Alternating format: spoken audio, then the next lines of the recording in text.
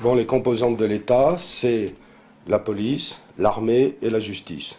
Ce sont les trois composantes de l'État. Donc, pour pouvoir contrôler les magistrats, il faut un quatrième pouvoir. Le fameux quatrième pouvoir, c'est la presse. Mais la presse, c'est l'abolition de la censure. Et actuellement, on ne va pas vers la liberté totale de la presse, car je suis assez surpris que le livre de Beccaria, j'ai écrit à Flammarion, le livre est épuisé. Il y a pas mal de livres qui disparaissent, et comme je dis, et je l'ai dit à Paris, on trouve Mein Kampf. Il faut qu'on m'explique. Pourquoi le plus grand philosophe de l'histoire est sacrifié sur l'autel de la raison d'État? J'ignorais ce que rentrer dans un tribunal voulait dire. Je l'ai appris à mes dépens, effectivement, à l'occasion d'une simple procédure de divorce, comme je le dis. J'ai mis un pied dans un tribunal et j'ai eu donc, comment dire, tout loisir de découvrir la maçonnerie et les réseaux maçonniques, donc qui interviennent donc à l'intérieur des tribunaux, soit à travers la profession d'avocat, de magistrat, d'huissier, etc. Alors moi j'ai eu, c'est pas encore très connu, en tout cas très divulgué, j'ai eu, comment dire, le déplaisir de découvrir les jugements maçonniques, c'est-à-dire les jugements étoilés, ou jugements comportant des signes cabalistiques, qui ont toujours en commun, je dirais, de finir par une condamnation, c'est-à-dire on est condamné à payer, moi pour mon cas ça a été exactement 2665 € à payer donc aux avoués à la partie adverse, alors que mes revenus ne justifiaient pas cette condamnation, c'est-à-dire que les articles de droit n'étaient pas appliqués, droit fondamental dans mon cas. Un jugement maçonnique, qu'est-ce que ça veut dire? C'est que des fausses informations, c'est-à-dire des allégations, sont faites par des juges qui sont complètement à l'opposé de la réalité, telle qu'on peut la démontrer si on parle de soins ou d'éducation prodiguée aux enfants. Les juges se permettent d'écrire tout et n'importe quoi, et ça c'est la définition donc, du jugement maçonnique, que l'on peut attaquer par ailleurs pour faux. Mais comme je dis,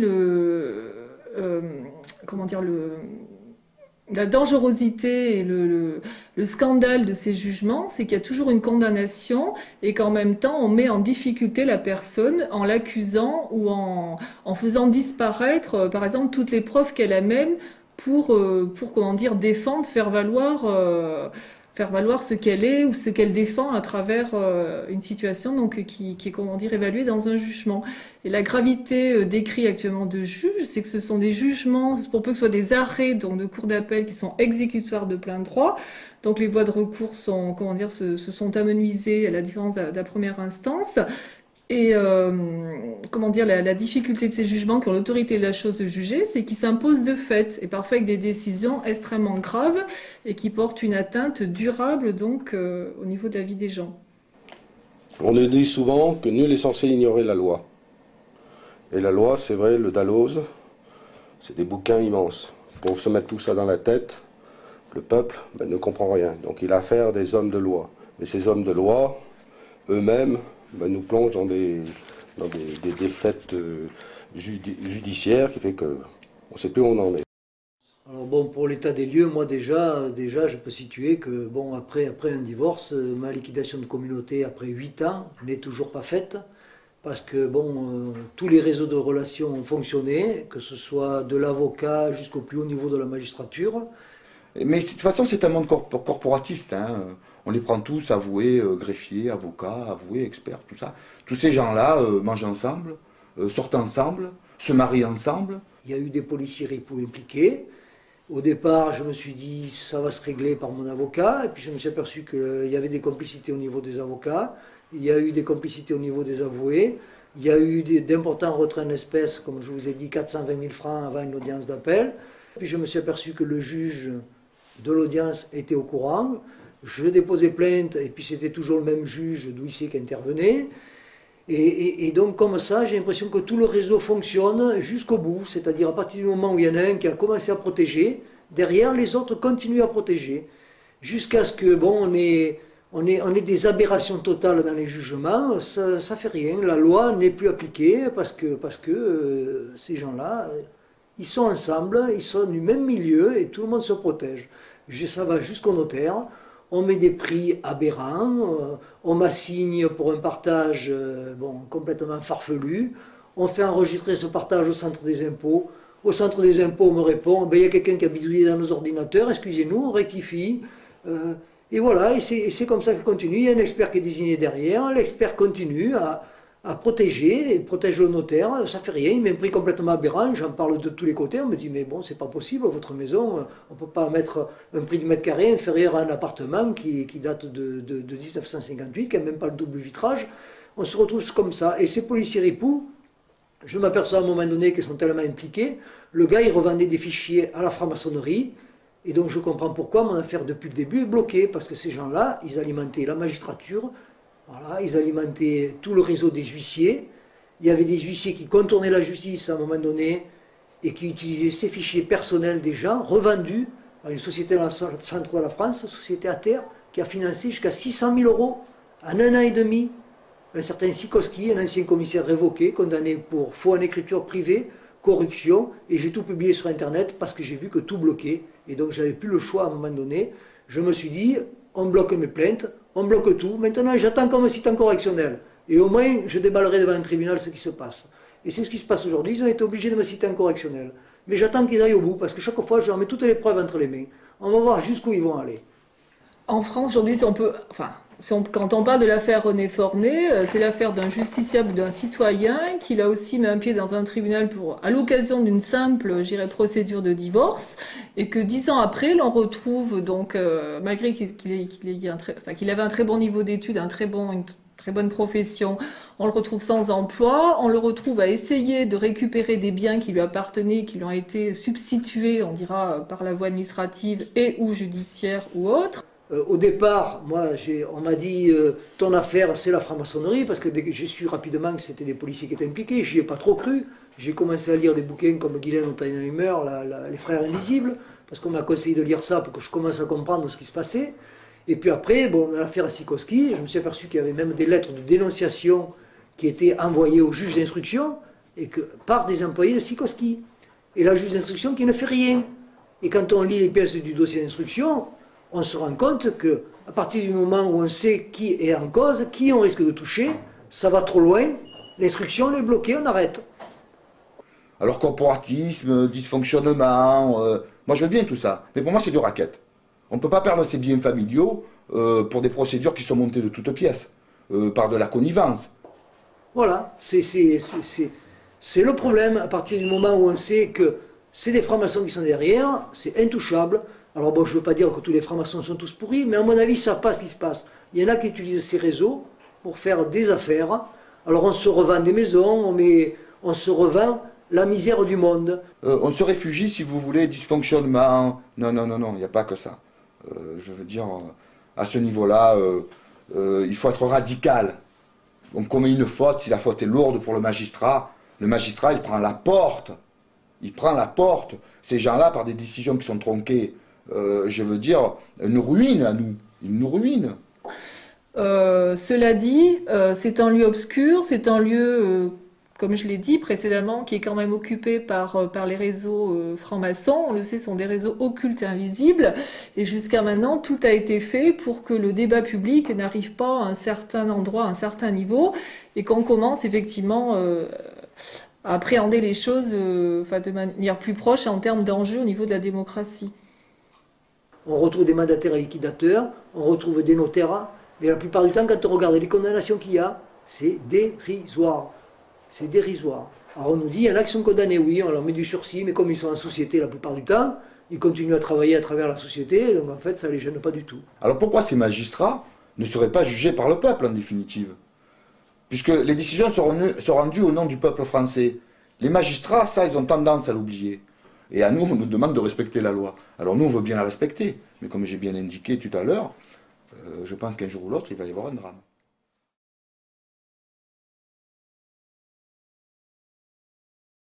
Bah oui, les francs-maçons, en tout cas dans nos systèmes français, belges, anglais, sont la structure, en fait, sont la structure de la société. Donc ils sont à tout... comment dire, tous les échelons importants de la société, ils forment un maillage, ce qui fait que de la banque, en passant par les impôts et par les tribunaux, cette courroie de transmission se chargent effectivement de faire passer les messages.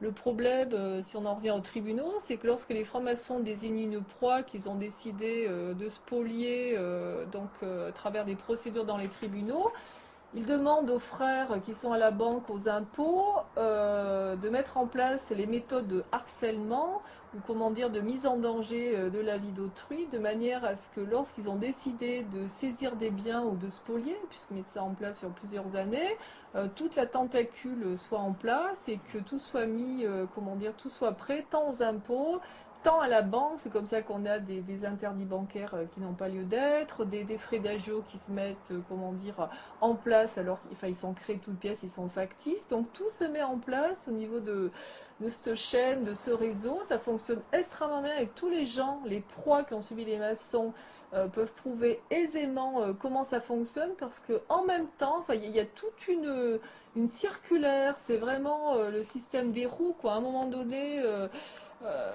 Tout est extrêmement bien maillé, tout s'enchaîne et c'est d'une logique implacable. Donc tous les gens qui les ont eu en face le savent parce que c'est pas la faute à pas de chance.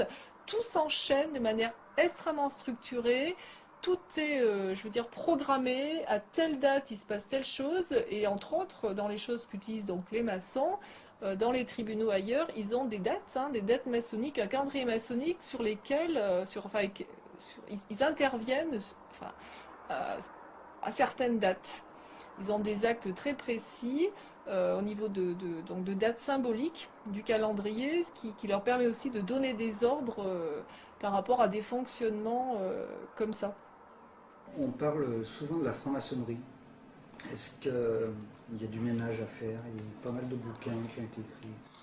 Je n'ai aucune information de ce côté-là. Non, je ne suis pas suffisamment... Je suis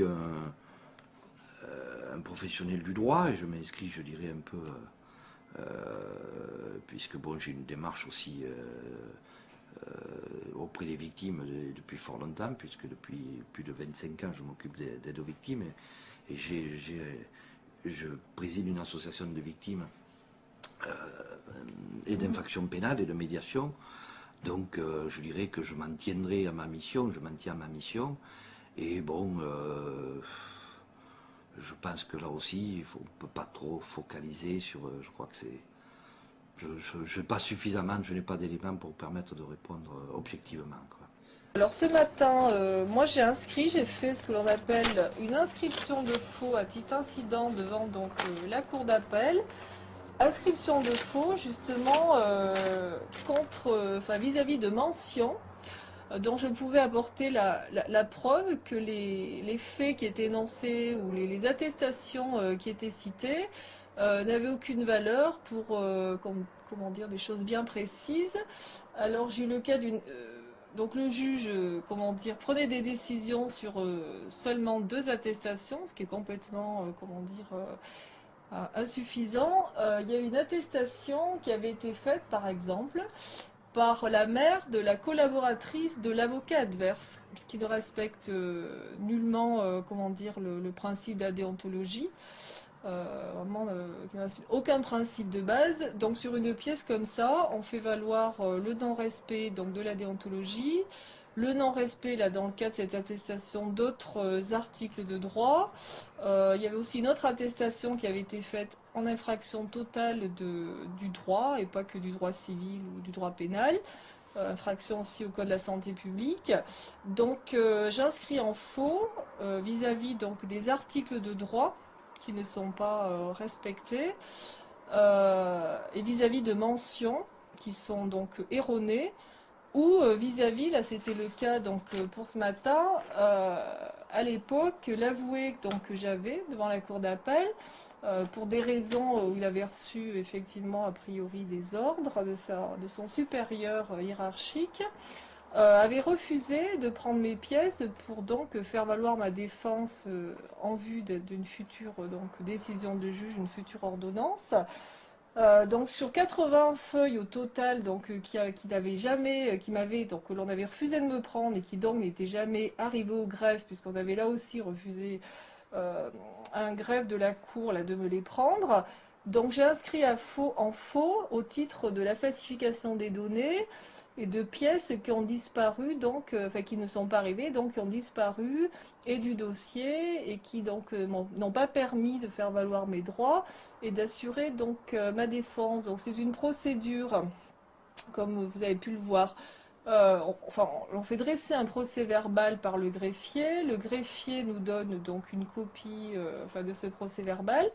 Et ensuite, lorsque c'est devant la cour que l'on fait une inscription de faux à titre incident, on a l'obligation, dans le mois, pour que la procédure soit bien tenue, on a l'obligation de la faire signifier donc à la cour, devant le conseil de la mise en état et autres, on a l'obligation de la faire signifier par un avoué. C'est pas vraiment un dépôt de plainte, ça n'a rien à voir avec un dépôt de plainte, puisque bon, c'est une inscription en faux incident sur une décision de justice, c'est-à-dire que c'est une action qui permet à tout justiciable qui est enclin à contester, je dirais, des décisions de justice qui n'ont pas respecté des formes régulières ou autres, et qui vont permettre à ce moment-là à la juridiction de véritablement établir si l'inscription est considérée comme un faux, ou s'il y a eu des malversations, ou on a un irrespect en quelque sorte des règles de procédure. C'est ce en quoi, je dirais, le requérant est venu rechercher, je dirais, sur la décision de justice qui avait été rendue à l'origine.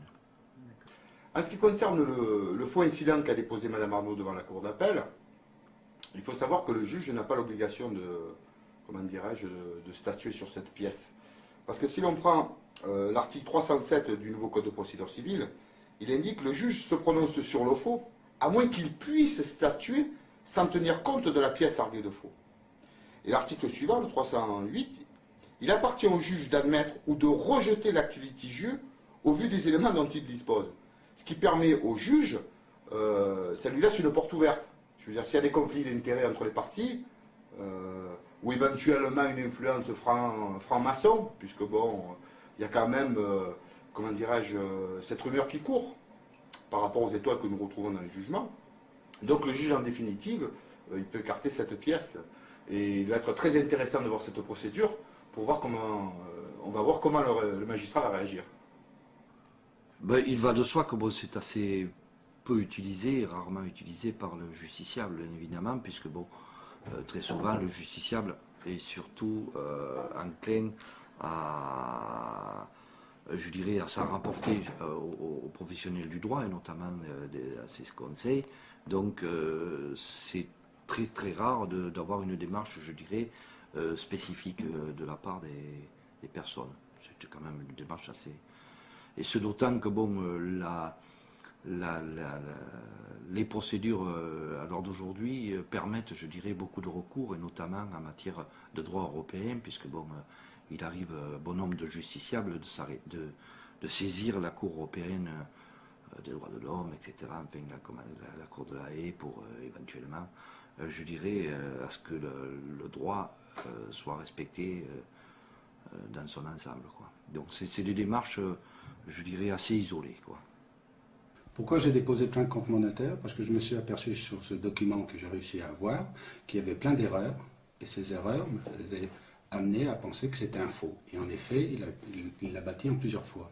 J'ai réussi à avoir ce fameux testament que le notaire refusait de me donner par l'intermédiaire de la Chambre des notaires.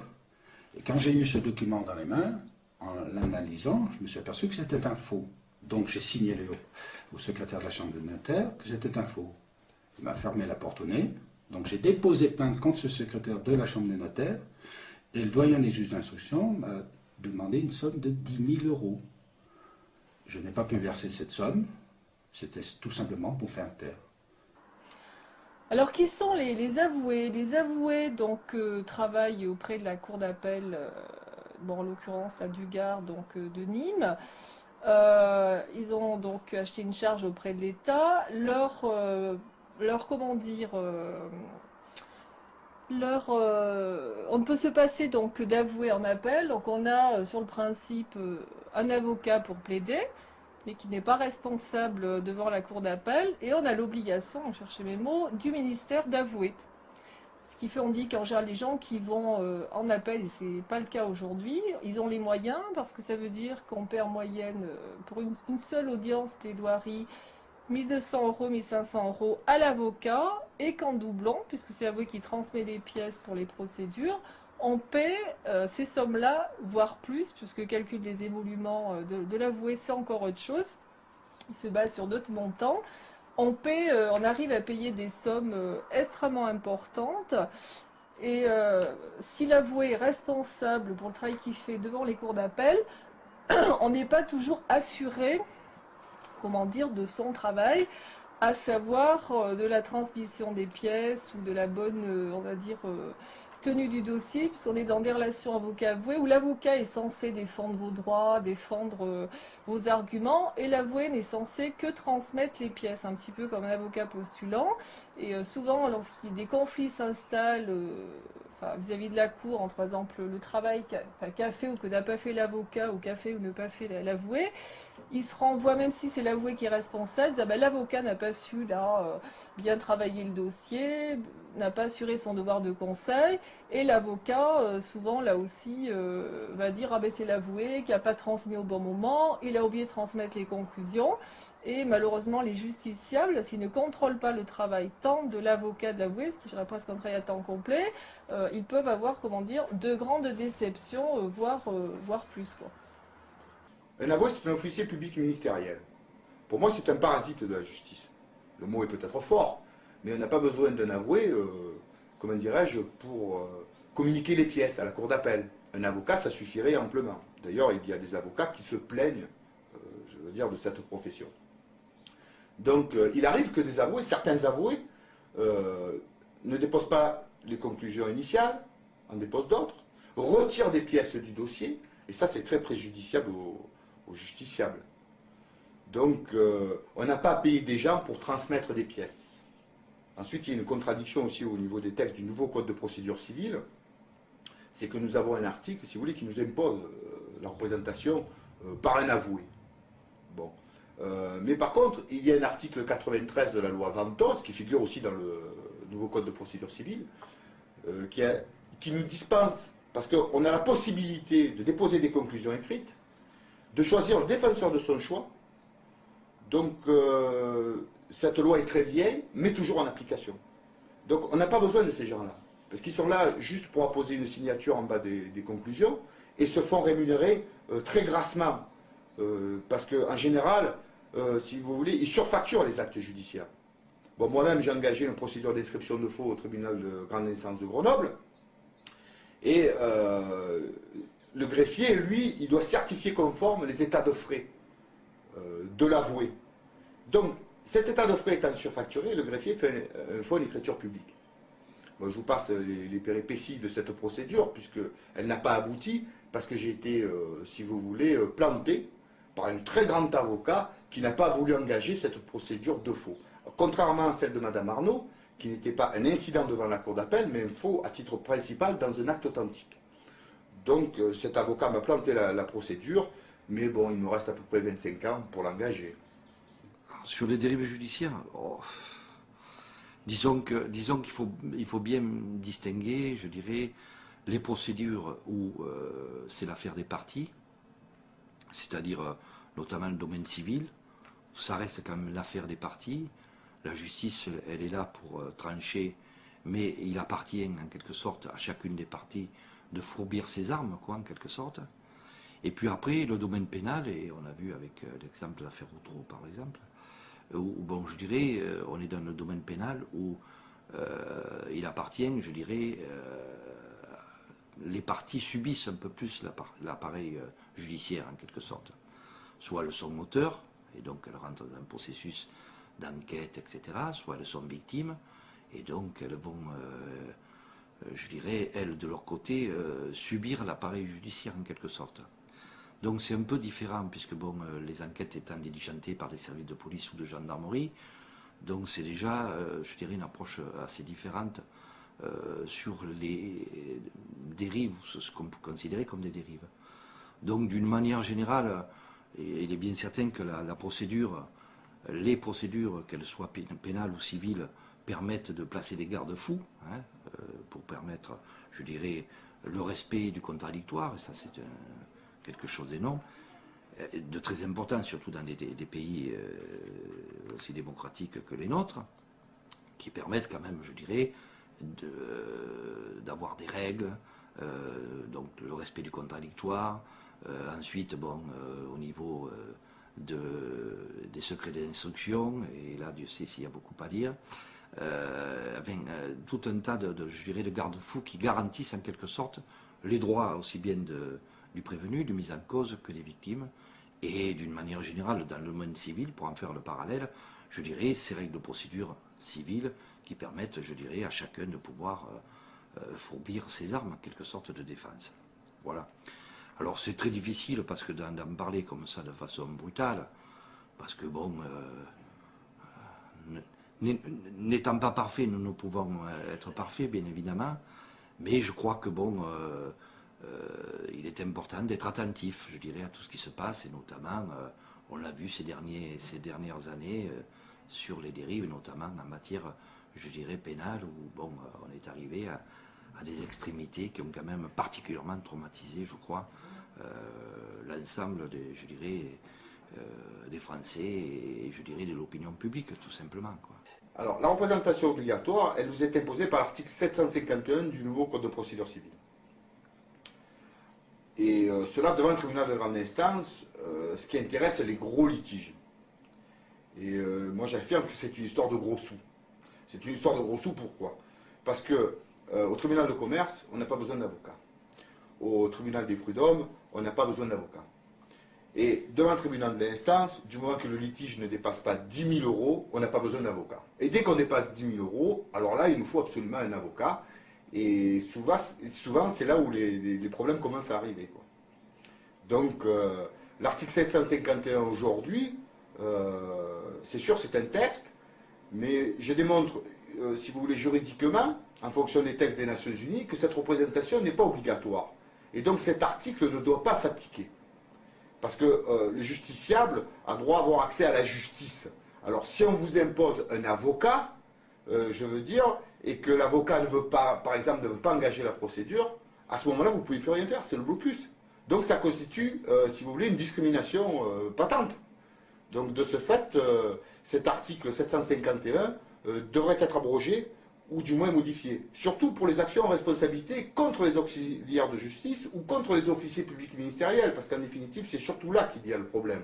Parce que par corporatisme, on n'arrive pas à atteindre ces gens-là, et on ne peut pas avoir réparation du préjudice subi.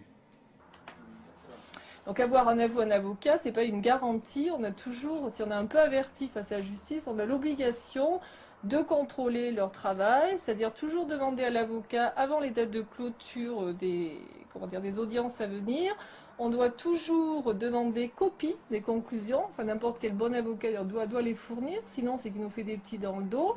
Et de la même manière, comme aujourd'hui pour mon inscription en faux, je dois vérifier dans le mois, demander copie à l'avoué, qu'il a bien transmis à telle date, avec tous les tampons, etc., qu'il a bien transmis au conseiller de la mise à l'état et président de chambre, mon inscription de faux.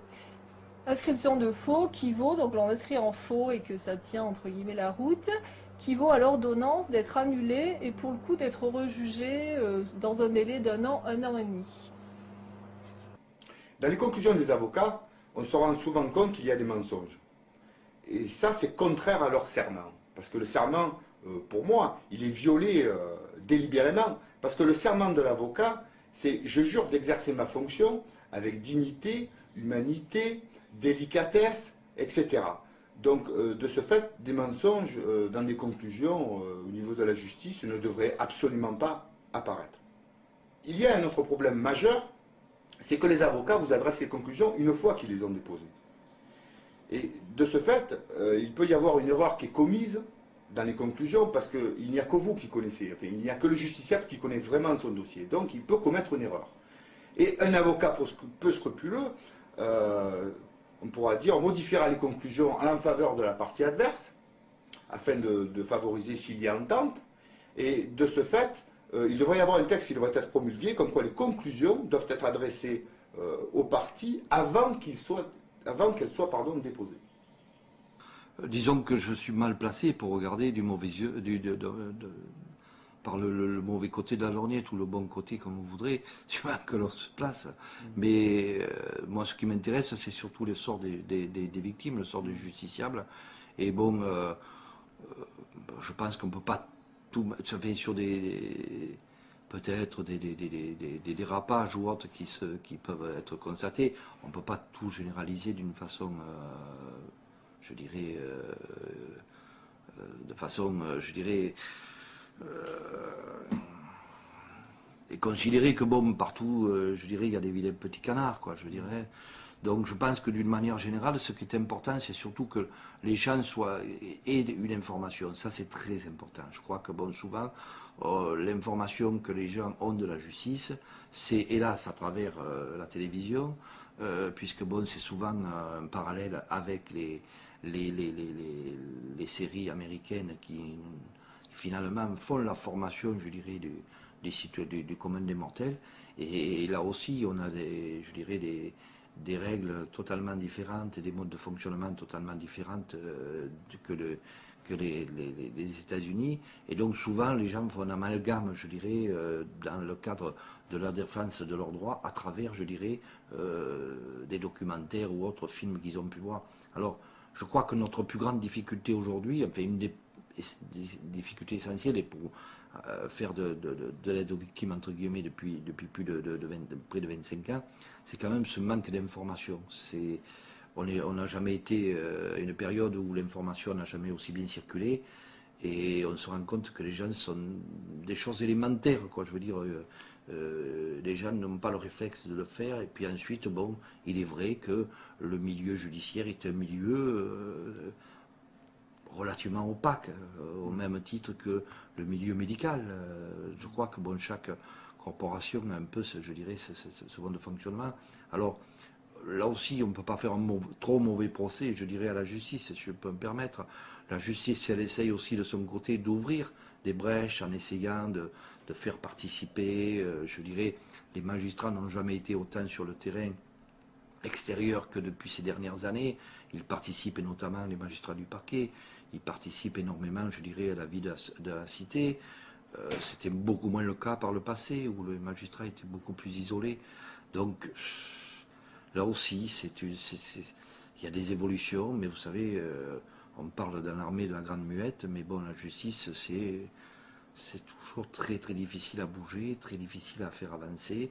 Et puis quand on commence à y toucher, c'est toujours très délicat. Et d'ailleurs, on voit bien que ces derniers temps, c'est un enjeu important sur le plan politique. Et on voit bien que, quelles que soient les colorations politiques des candidats, tous veulent y toucher, il faut le savoir. Mais comment s'y prendre, c'est un peu la question qui se pose à eux et qui se pose aussi à nous, parce que je pense qu'il y a il y a des choses qu'on doit faire évoluer, c'est clair, mais pas n'importe comment non plus, parce qu'on a un système judiciaire qui est relativement satisfaisant, je dirais, quand on voit ce qui peut se faire ailleurs et ce qui se fait ailleurs, quoi. Les conséquences, c'est vrai que le fait que je résiste et que, comment dire, avec le droit, j'essaie de faire valoir souvent, enfin, le respect du droit, des procédures, les choses qui étaient programmées pour, comment dire, c'est-à-dire on perd, on gagne normalement dans une procédure. Donc les tentatives effectivement de me mettre complètement. La première fois ça, comment dire, ça a fonctionné parce que je n'étais pas avertie, je n'étais pas formée en droit. Après effectivement le fait que je connaisse la procédure, je me mette au droit. Ça m'a permis de contrecarrer dans les délais. Ça m'a permis, en tout cas, si je ne gagne pas, de résister. Et la programmation qui, pour le coup, s'était mise en place par cette justice parallèle, hein, qui utilise toujours le même séquentiel, les mêmes méthodes, des expertises pour finalement, entre guillemets, abattre la partie adverse, hein, la partie que l'on a décidé de rendre perdante.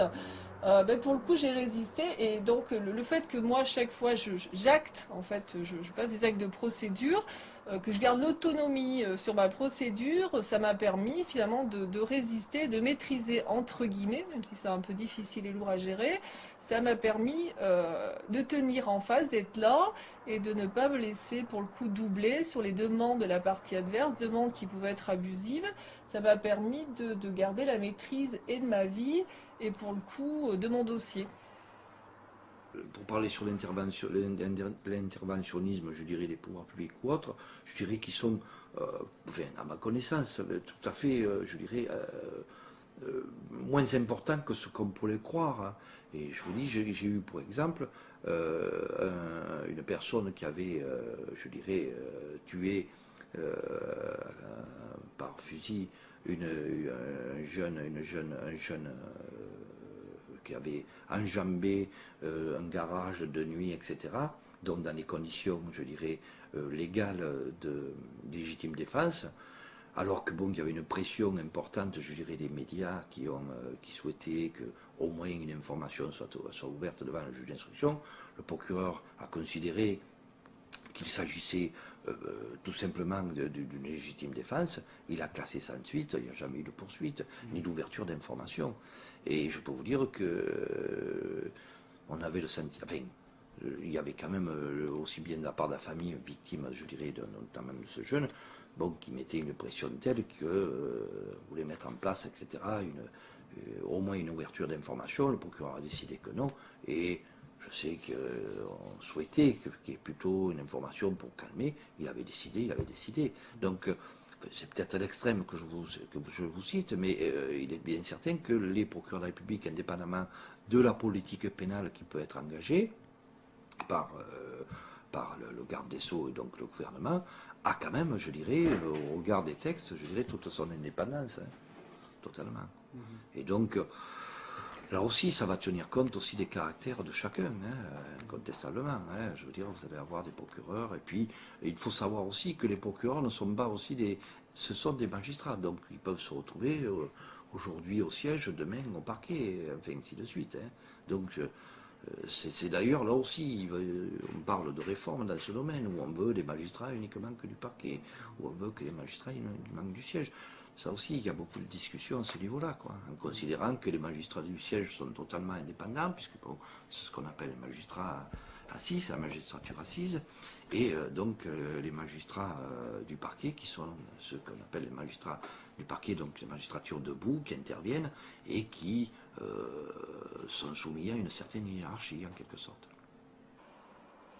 Des sanctions par rapport aux démarches que j'ai pu effectuer, effectivement, qui consistent à se battre contre des décisions de juge. Effectivement, c'est systématique, hein, si on ose s'opposer donc à ce pouvoir qui est un pouvoir extrêmement important et totalitaire aujourd'hui en France, hein, la justice, qui est quand même très liée aux politiques, même si la justice se dit indépendante du politique, on mesure tous les jours que c'est le contraire. La plupart du temps, ce sont les politiques qui donnent des ordres effectivement aux magistrats de tel tribunal. Enfin, c'est assez fréquent malheureusement. Oui, de toute façon, on le sait dans le réseau dans lequel on est, effectivement, qui ose s'opposer aux juges, qui ose contester les juges. Dans les 2 ans, voire ça peut être très rapide comme un peu plus long, on se fait sanctionner. Donc on trouve des prétextes qui sont sur ces jours extrêmement faciles. Et effectivement, on a des actes abusifs, une fois de plus, de condamnation. Cela dit, au titre de l'article 432.4 et 432.11, les juges, lorsqu'on a des instructions pénales vis-à-vis de fautes lourdes qu'ils ont commises ou de non-respect du droit de la réglementation, leur responsabilité peut être engagée et le sera certainement vis-à-vis des mois et des années qui arrivent, et ils prennent des risques en faisant ce qu'on appelle de l'abus de pouvoir par personne dépositaire d'autorité publique.